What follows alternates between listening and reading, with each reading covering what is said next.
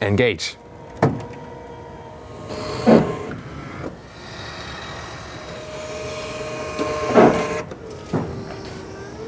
Wow, what is this? Imagine you really love a Lamborghini Urus, but it's not electric enough and it's not British enough. Well, maybe then this is for you. This is the comeback of Lotus on a big scale. This is the Lotus Eletre. Basically a electric supercar SUV, as you see it here, already in the front. Yeah, it has some Lambo style, doesn't it? But they use their own unique features. First of all, they have this blade here, really sharp. The air goes on the top and also underneath for better wind efficiency. And they have a lot of open channels, a lot of carbon fiber use here. And you can see here, this channel goes all the way through, for example. And another one goes actually behind the lights and goes up here. So you have this very strong design effect, and you can literally look through here, so my hands could actually meet. So very dramatic features here for the Lotus Eletre. By the way, they write it with an E at the end because it comes from a Hungarian language and means to come alive. So I think they would have used an A at the end, but that was already taken copyright-wise. You always have to search for the certain name. But definitely, what a strong look here, especially also with the very slim headlamps. And you might think like, well, is that for real at its center right now? Yes, this is a prototype hand-built car. However, it will come to normal series production almost identical the way it is here right now. And there are more dramatic features even to come. For example, in the lower end, you can see here, these here are adaptive air intakes. And when it's needed, when you need some cooling, then they open and leave some cooling air in, actually to cool down, for example, the battery and stuff. And well, you won't miss any carbon fiber here, definitely. And you've seen some of the Transformers features already in the front, and more, if you come closer here, are towards the side. In the Mercedes EQS, these are here wiper fluids fillers, but here actually, these are for the LIDARs. The car will be fitted with 4 LIDARs for level 4 autonomous driving where allowed then, but it's basically already prepared for that. Indeed, in this side silhouette, you can see it is it a crossover? It's an SUV. They call it SUV actually, and it is actually kind of flat, still gives you some headroom on the inside, and the very strong line also here, hip area. And once again, these air channels are being in place. 23-inch wheels, you can see here, really massive, and already in the front 285mm tires, yellow brake calipers as a contrast, and then you have this air channel right here where the air flows through and once again forms this negative line. This will be the charging flap, actually 22 kilowatt AC charging and 350 kilowatt DC charging. So in about 18 minutes you can get 400 kilometers or 250 miles of new range. Then you have here as an option the digital mirrors. So this is a camera then basically, and then projected something to the interior. We'll soon take a look at that. Then you also have, there's the camera. Then we also have these door handles. They are illuminated. And they also fold out. Well, we know this one, for example, from Range Rover models or the Jaguar I-Pace. That looks actually then quite similar. Zoom more to the interior. Let's wrap it up here on the exterior. And you want more air channels? Here they are. Look at that. Here, the air goes in there and flows out through here. And they are still working on the final CD value, so we cannot tell you it so far, but it's supposed to be really very wind efficient. Well, and towards the rear, it's once again even more spectacular. You have these wings that are open to that side. They channel the air through, and then it goes into that wing. That is also adjustable. You have more, I use the force, So actually in this way, of course, it would be more wind efficient. The other way, you just, have more downforce than when you're, for example, really, really fast on the motorway. And of course, this rear is super spectacular with the light strip that goes all the way from left to right across the vehicle.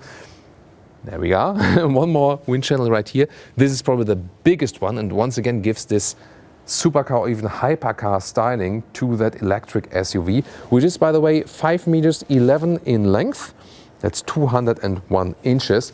And the top speed will be 260 kilometers an hour or 160 miles per hour. Well, and then you definitely need all these aerodynamic features. The acceleration aiming at less than 3 seconds in the acceleration to 1 kilometers or 60 miles an hour. And the battery size, something around 100 kilowatt hours net. Well, this is supposed to give you then maybe a range of about 600 kilometers or 400 miles. We have to see about the true figures. Subscribe to our channel if you also want to see this car driving. We will of course also keep you updated with that. But there's so much more to tell you here about the Lotus Eletre. Maybe some light show for you. So when the car is stationary, it can do a lot of things.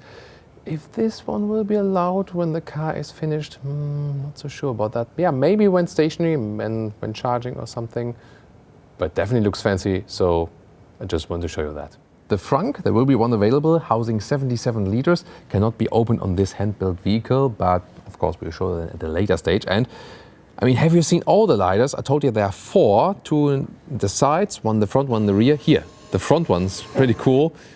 Almost looks like it could be a phaser or something. Well, and for the rear one, I imagine some evil Mario Kart features or something. You have to use the force, young Padawan. Are we in Star Trek or Star Wars universe today? You decide in the comments. Tell me. Then let's take a look at the interior.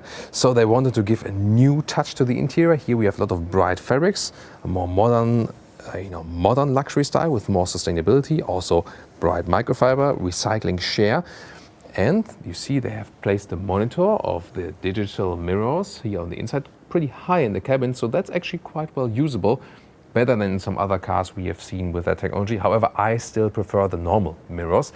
And you see a lot of golden elements here. This is a very cool styling they found here, so really modern, a little bit living room-alike, however still with that sporty touch.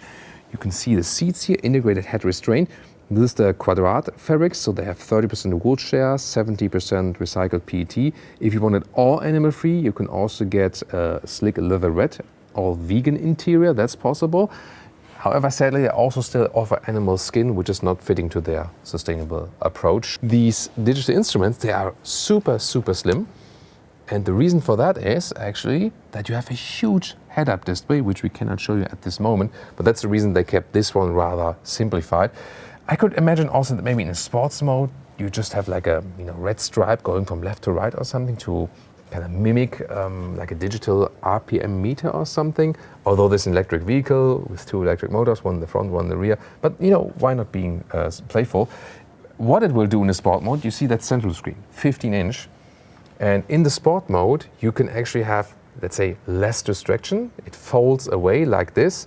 So you don't look at the display, you just look to the head-up display at your speed, that you don't maybe exceed it or something. Yeah, but they still want to keep not only touchscreen, but real physical buttons. You can also see it at the steering wheel. There you can really touch and feel something. And Lotus said that this was very important to them. Also in the middle console, you can see there are these toggle switches. And the front one, they will be for the AC unit, for example. And the very small single one will be for the gear switch. So once again, you can somehow have a haptic interaction with the vehicle. We're not allowed to get inside because once again, it's hand-built and they're afraid that that anyone is damaging it. Don't tell anyone. Yeah, but I think we can still already get a good image of that. There is also this panoramic roof. You can see it here. And they told me they will also be available with an electrochromatic function that you can have a better shade for that and you block out some heat. So we've recently seen that one in the Porsche Taycan, for example, as a new option.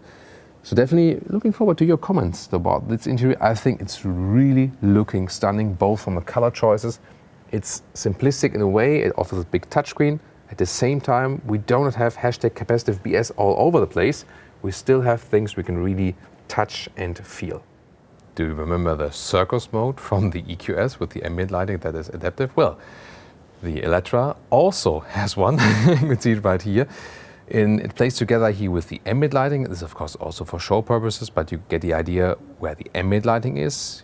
here in the front, for example, also at the inside of the doors each. That looks actually pretty fancy. Of course, different colors will be available. And in this demo mode, you also see how the digital instruments show the speed, for example, or then also on that central screen, there you have these animations, for example, this is then for the tire pressure. Yeah, I mean, that looks really fancy. Maybe it can be also quite distracting while driving. I don't know. That's always a big discussion. We had it with the EQS already as well. So what is actually more important, you know? Being not distracting or being more fancy? Or maybe is there a balance between these two? But for show purposes, or you're showing off your friends, hey, this is my new car, and let's go on a night ride or something, and I show you all of the features, then it's probably really cool. Once again, I'm looking forward to which parts will remain in the final car, but the ambient lighting, this one will definitely remain. And maybe it will also be a little bit adaptive. What do you guys think? I just read in the comments, what are those? Not air vents, these are speakers, either 15 or 23 speakers, depending on the sound system you pick.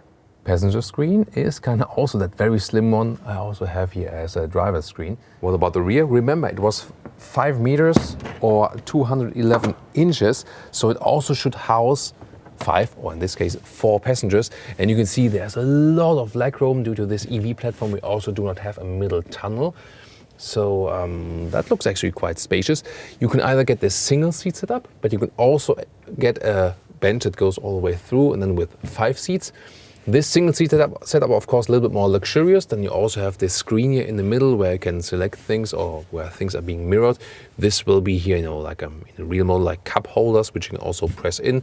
Here then, you know, for some more storage. And yeah, I really love this, you know, this ambience they created here. So it is sporty, but some are also, you know, lively, reminding us once again of the Eletra name, like coming to life. And here from there, you can also see once again another view through that panoramic roof. And even already here in this prototype, we see a lot of selective materials, really.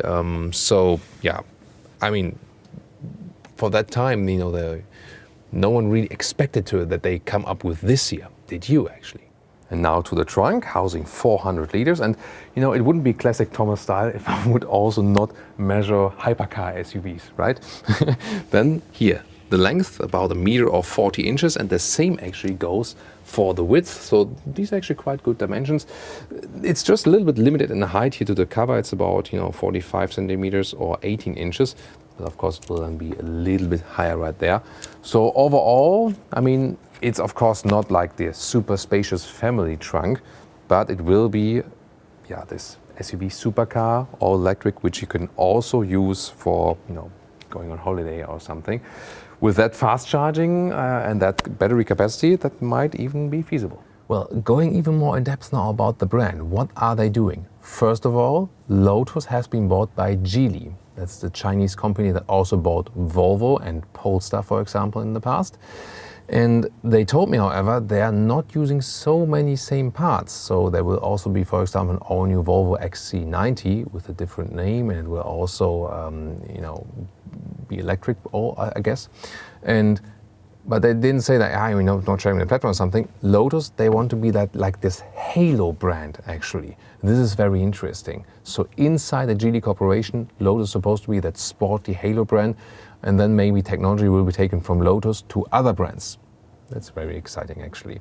And you might ask yourself also, what is the pricing? Well, 100 kilowatt hour battery is of course already cost intensive, and then all the features, maybe also when you get the LIDAR and so on. So this will be an expensive car, yes. So my estimate is like starting 100,000 euros or dollars plus. And also when you think about the positioning, Audi, BMW, Mercedes, or rather already like Bentley, Lamborghini and so on, probably it will end up something in between it. And that's why also the price will end up something in between it, more or less. So yeah, a lot of fantastic features we've seen here, but yeah, it definitely will be very, very high in the price. It will be built not in England, by the way. The development and the ideas and so on, that does come from Lotus. However, the plant is in Wuhan, China. Yes, the Wuhan.